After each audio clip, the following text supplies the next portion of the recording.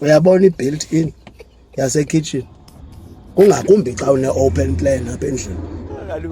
ayenziwa ungapha eRhawutini manisithi hayi mane uthumela imali uba nkosikazi hayi ke niyenzele yayikhitshi libomvu hayi yehla noba ukulakapha ungabuya kuyo yehla ubuye ngesigaleko ngesifihlo yehla built-in yakwakho fika uhlala apha esitting room uhlala ujongane nekhitshi ngoku lapha okay unkosikazi uza xa ipheka phaa utsho kanye kulo umakhi lo kanye ujonge izitovu zam ndizazifuna kweli cala wenzela ubungqamane naye funeka kubekho into erhalisayo mfoni ngoku ubukela iTV